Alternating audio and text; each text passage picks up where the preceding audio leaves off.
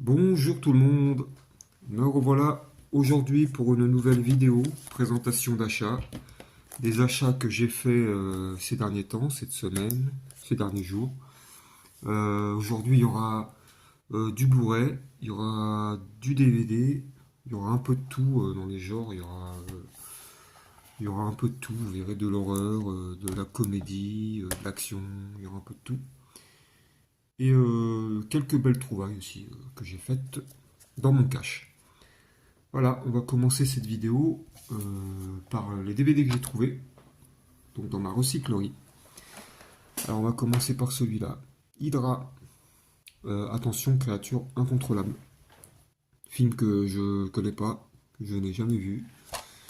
Bon, ça va être un petit film d'horreur euh, à budget réduit, quoi. Jamais la science n'a créé pareil monstre. Je sais pas si vous connaissez. C'est un poisson qui s'est fait contaminé par les gènes d'un grand requin blanc, je crois, et puis qui détruit tout sur son passage. Voilà. Hydra, premier film d'horreur. Ensuite, toute autre chose. Et si c'était vrai, avec Reese Witherspoon et Mark Ruffalo. C'est un film que j'avais bien aimé. Voilà. Une fable romantique, enlevée, tendre et pleine d'esprit, adaptée du best-seller de Marc Levy. Voilà. En plus, cette actrice-là, je l'aime bien. Depuis que je l'ai vu dans le film Freeway, j'ai continué à suivre sa filmographie. J'ai vu pratiquement tous ses films. Donc voilà. Et si c'était vrai, ensuite un film que je ne connais pas, mais l'acteur me dit quelque chose, hein, Richard Pryor, que j'ai vu dans, que j'ai dû voir dans des films, je me rappelle plus du tout. Toubib, malgré lui. Attention, fou rire contagieux. Voilà. Donc ça va être un film à sketch, je pense. Un film un peu déjanté. Je ne l'ai pas encore vu. Donc voilà, une petite comédie sympathique. On verra bien. Attends, parce que là, je pense que c'est pas bon. Alors, le Amityville. Amityville 2, le possédé. À ce prix-là, c'est une bonne affaire, mais vous devrez survivre aux anciens locataires. Voilà, c'est le 2. Je ne l'ai jamais vu. Donc, on verra bien. Il y a qui dedans? James Olson. Voilà, je ne connais pas cette actrice, cet acteur. Ça va être lui. Voilà, Amityville 2. La Maison du Diable. Ensuite, Cocoon, un film de Ron Howard. Si vous aviez une chance de rajeunir, la laisseriez-vous passer? Alors j'en ai entendu parler en bien de ce film. Je ne l'ai pas encore vu. Apparemment ça a été Cocoon et tout ce qu'on a toujours rêvé de voir. Séduisant mélange de science-fiction et d'humour, Cocoon est une œuvre unique récompensée de 2 Oscars, dont celui du meilleur effet spéciaux. Cette aventure extraordinaire est mise en scène par le talentueux Ron Howard. Donc, on verra bien pour Cocoon. Hachi avec Richard Gere. Voilà, ce film-là, je l'avais bien aimé. Avec le petit chien, là, le chien qui l'attend. Le maître qui est parti. Une histoire vraie en plus. Vraiment un très beau film. Avec Richard Gere. Voilà, Richard Gere que j'avais connu dans Pretty Woman. C'est tout. C'est pas un acteur que. Voilà, que. Bon, c'est pas un acteur que je porte dans mon cœur, quoi. J'ai pas vu tous ses films, hein, mais bon, il a fait de bons films quand même. Voilà, donc celui-là. Hachi. Ensuite, rien à voir, un documentaire hein, de Discovery, l'univers de Stephen Hawking. Moi qui adore tout ce qui est espace, planète, univers, extraterrestre, ovni, bah voilà, je suis tombé dessus. Puis Stephen Hawking, hein, le maître en ce qui concerne tout ce qui est univers. Voilà, donc Stephen Hawking, univers de Stephen Hawking. Ensuite, j'ai trouvé Y a-t-il un flic pour sauver l'humanité? Le seul que je n'ai pas vu, avec Ophélie Winter. Voilà, puis Leslie Nielsen, comme d'habitude. Donc c'est un film comme tous les autres, hein, un peu déjanté, mais avec un humour que j'aime bien. Donc faire un plaisir de le regarder celui-là. Donc voilà. Et ensuite le dernier, Crime plus Punishment. Donc il n'y a pas d'âge pour se venger. Alors celui-là j'ai dû le voir, c'est un film je pense qui est début année 2000 ou 90, me semble. Je vois pas la date. Ça va être des années 90 ou début 2000, je sais plus. Donc voilà, un film qui parle de, dans l'Amérique d'aujourd'hui, une terrifiante histoire d'inceste et de vengeance. D'accord. Ok. Ensuite, on va passer au Blu-ray. Donc j'ai trouvé pas mal de Blu-ray, il y en a une dizaine. On va commencer par celui-là, Warrior, avec Tom Hardy, Nick Nolte.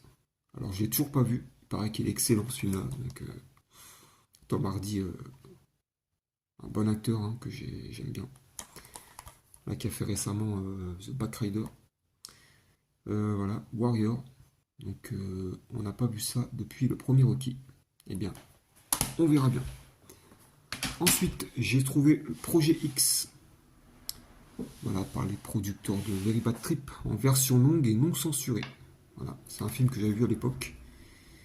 Voilà, à l'époque où je faisais encore la fiesta. Donc Projet X pour le deuxième Blu-ray. Ensuite, un film que j'ai vu aussi il y a très longtemps, La cabane dans les bois, avec comment il s'appelle, Thor. J'oublie toujours son nom, mais il doit être marqué son nom. Merde, comment il s'appelle déjà? Il n'y a pas son nom? Ah, ça m'énerve quand je trouve pas le nom de l'acteur. Il est marqué en tout petit, mais je vois pas là. Ah, Chris Hemsworth. Ouais, il était marqué ici, juste là. Chris Hemsworth. Voilà, c'est un film que j'ai vu. Voilà, c'est un groupe de jeunes qui se retrouvent piégés dans une cabane, je crois. Puis il y a plusieurs étapes à franchir, avec des pièges, tout ça. Il était pas mal ce film.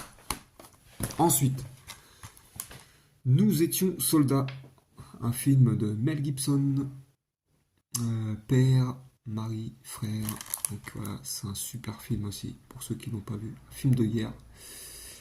Alors, est-ce qu'il a été réalisé par Mel Gibson, celui-là? Ou il n'y a que Mel Gibson qui joue dedans? Le lieutenant-colonel, il n'y a pas marqué. Je sais pas s'il est réalisé par Mel Gibson, mais je crois bien, je crois. Donc voilà, Nous étions soldats, que j'ai trouvé dans mon cache. Ensuite, j'ai trouvé Le Grand Bleu, donc de Luc Besson, avec Jean Reno. Voilà, c'est une double édition. Voilà, on a les suppléments et le film. Donc Le Grand Bleu, petit film assez sympathique aussi. Ensuite, un film que j'aime bien, que j'adore, avec l'acteur que j'aime bien aussi, Jacques Gyllenhaal, Source Code. J'avais bien aimé ce film-là. Le mec qui est piégé dans qui est mort, qui sait pas qui est mort, quoi.